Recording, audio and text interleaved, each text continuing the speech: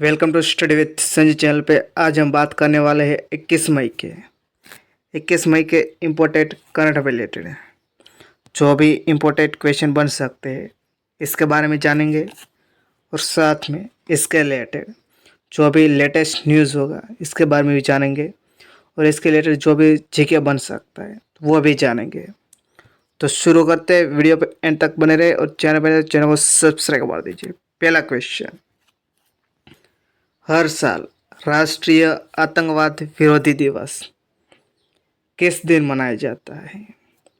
तो हर साल 21 मई को राष्ट्रीय आतंकवाद विरोधी दिवस मनाया जाता है, जिसको एंटी टेररिज्म डे भी कहते हैं, क्योंकि आज से 31 साल पहले आज ही एक दिन एक आतंकी हमले में भारत के पूर्व प्रधानमंत्री राजीव गांधी की हत्या कर दी गई थी।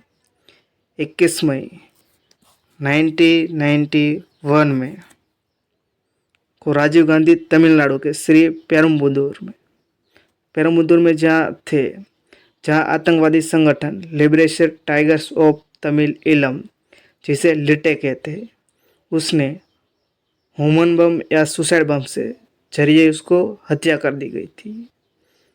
इसके कारण 21 मई को राष्ट्रीय आतंकवाद विरोधी दिवस मनाया जाता है। तो अब मई के इम्पोर्टेंट डे के बारे में जानते हैं। 11 मई को नेशनल टेक्नोलॉजी दिवस मनाया जाता है, जो 1998 में ये 11 मई के न्यूक्लियर टेस्ट किया था, जो भारत का ये सेकंड न्यूक्लियर टेस्ट था, जिसका नाम था इसका नाम था ऑपरेशन शक्ति। 12 मई को अंतर्राष्ट्रीय नर्स दिवस मनाया जाता है, जिसकी थीम है our nurses our future, the economic power of care. और 12 मई को अंतर्राष्ट्रीय पादप स्वास्थ्य दिवस मनाया जाता है। 15 मई को अंतर्राष्ट्रीय परिवार दिवस मनाया जाता है। 16 मई को अंतर्राष्ट्रीय प्रकाश दिवस मनाया जाता है। 17 मई को अंतर्राष्ट्रीय दूरसंचार दिवस मनाया जाता है, क्योंकि 17 मई 1865 में इंटरनेशनल टेलीकम्युनिकेशन यूनियन की स्थापना हुई थी। 18 मई को वर्ल्ड एड्स वैक्सीन दिवस मनाया जाता है।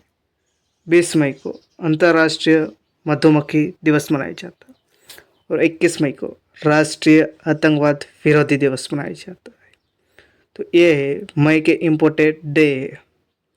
तो हम अब इस वीडियो पे कम से कम 100 लाइक और बने इतना ज़्यादा आप इसको वीडियो को शेयर कीजिए। तो नेक्स्ट देखते हैं, हाल में किस देश के राष्ट्रपति इब्राहिम रईसी का निधन हुआ? तो हाल में ईरान के जो प्रेसिडेंट है इब्राहिम रईसी और साथ में उस देश के विदेश मंत्री भी, ये दोनों की हेलीकॉप्टर क्रैश में निधन हो गया है। क्योंकि हाल में लेटेस्ट न्यूज़ में है, क्योंकि हाल में जो ईरान है, ईरान के प्रेसिडेंट है ये है इब्राहिम रईसी, जो ईरान और अज़रबैजान के जो एरिया है, जो सरहद टच हो रही, वहाँ पे एक डैम का उद्घाटन करने जा रहे थे। बाद में वो वापस लौटते ही उसका हेलीकॉप्टर हार्ड लैंडिंग क्रैश हो गया। इसके कारण उसके विदेश मंत्री और वहाँ के राष्ट्रपति इब्राहिम रईसी दोनों का निधन हो गया है। तो ये है इब्राहिम रईसी, ये इसका हेलीकॉप्टर क्रैश होने के कारण डेथ हो गई है। तो ये है ईरान, आप देख सकते हो ईरान इस जगह पे लैंडिंग हो गया था, क्रैश हो गया था हार्ड क्रश, इसके कारण इसकी डेथ हो गई है। तो ईरान है, तो ईरान के बारे में जानते हैं। ईरान की राजधानी वो तेहरान है और इसकी करेंसी वो रियाल है। और प्रेसिडेंट का निधन होने के बाद वाइस प्रेसिडेंट थे, उसने प्रेसिडेंट का चार्ज संभाल लिया है। तो वो है मोहम्मद मुख्बर, जो अब ईरान के एक्टिंग प्रेसिडेंट है।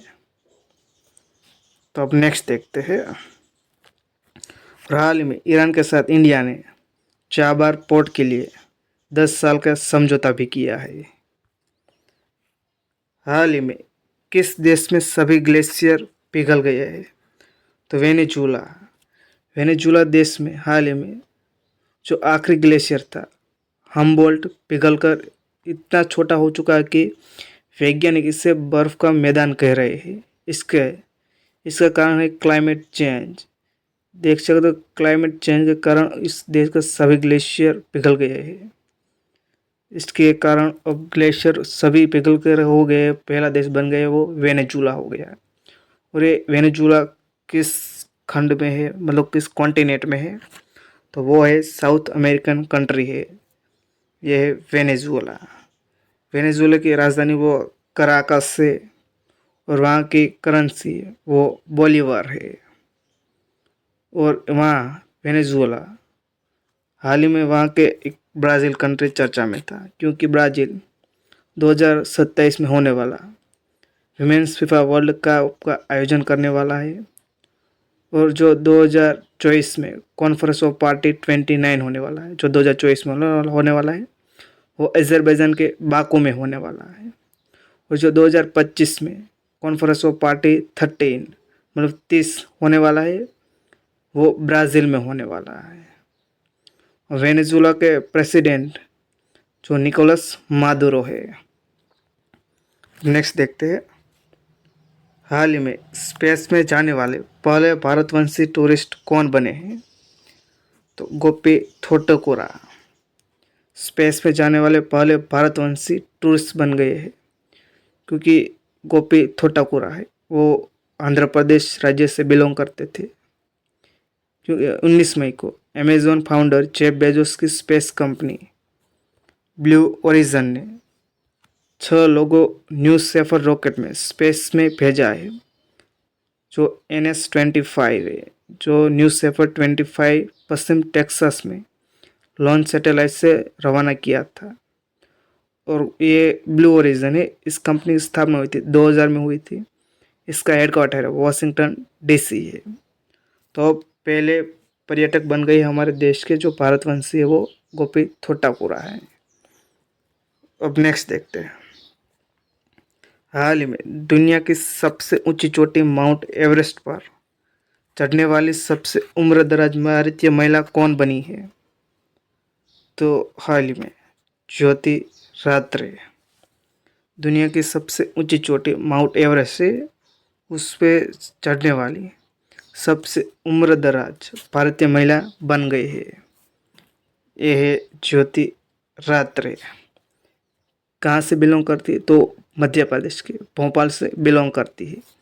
वो 55 साल से की उम्र में ये चढ़ने वाली सबसे उम्रदराज भारतीय महिला बन गई है। और इसका किसने रिकॉर्ड तोड़ा है? तो इसके पहले संगीता बहल का इसने रिकॉर्ड तोड़ दिया, जो 2018 में खिताब हासिल किया था। जो माउंट एवरेस्ट चढ़ने के बारे में तो अब जानते हैं हमारे देश की महिला कौन कौन थी। जो पहली महिला थी जो माउंट एवरेस्ट को फतेह किया था वो थी जुनको तबे, जो जापान की थी। और पहली भारतीय महिला थी जो माउंट एवरेस्ट पे चढ़ी थी वो बचेंद्री पाल थी, जो 1984 में वो फतेह किया था। 2 बार चढ़ने वाली पहली महिला थी जो भारतीय थी वो संतोष यादव थी। और हाल ही में 29वीं बार माउंट एवरेस्ट चढ़नार कामेरीते शेरपा है, जो खुद ने इसका रिकॉर्ड तोड़ दिया है। ये नेपाल के और मेल है। तो अब नेक्स्ट देखते हैं, हाल ही में कॉन्फेडरेशन ऑफ इंडियन इंडस्ट्री के नया प्रेसिडेंट किसे नियुक्त किया गया है? तो हाल में संजीव पुरी को कॉन्फेडरेशन ऑफ इंडिया इंडस्ट्री के नया प्रेसिडेंट के रूप में हाल में नियुक्त किया गया है। यह है संजीव पुरी, जो ITC लिमिटेड है, इसके चेयरमैन भी है। तो ITC तो कॉन्फेडरेशन ऑफ इंडियन इंडस्ट्री के बने हैं, तो इसके बारे में जानते हैं। तो इसकी स्थापना हुई थी 1895 में हुई थी। इसका हेडक्वार्टर है वो न्यू दिल्ली में है। और इसके वाइस प्रेसिडेंट भी हाल में नियुक्त किए हैं, जो R मुकुंदन को नियुक्त किया गया है। तो अब नेक्स्ट देखते हैं, हाल ही में इंग्लिश प्रीमियर लीग 2023 और 24 का खिताब किसने जीता? तो हाल ही में मैनचेस्टर सिटी ने वेस्ट हैम को हरा के इंग्लिश प्रीमियर लीग 2023 और 24 का खिताब जीत लिया है। ये लगातार चौथी बार चैंपियन बनी है और कुल टोटल 8 बार इंग्लिश प्रीमियर लीग ट्रॉफी जीती है। और ये फुटबॉल के बारे में, तो फुटबॉल के बारे में चर्चा में तो इसके बारे में जानते हैं। तो हाल ही में सुनील छेत्री ने फुटबॉल से संन्यास लिया है और 2027 में फीफा वीमेंस वर्ल्ड कप होने वाला है जो ब्राज़ील होस्ट करने वाला है। तो हम नेक्स्ट देखते हैं। माउंट ईबू हाल ही में बहुत चर्चा में है, वह किस देश में है? तो ये इंडोनेशिया में है। माउंट ईबू में एक ज्वालामुखी है क्योंकि हाल में वो फटा है, मतलब इरप्शन हुआ है। इसके कारण वहाँ के जो आसपास में जो 7 गांव है इसको खाली कर दिया गया है। इसके कारण वो माउंट ईबू चर्चा में है। माउंट ईबू जो इंडोनेशिया है उसके एक द्वीप है जो हलम हेरा द्वीप है, इस पर है।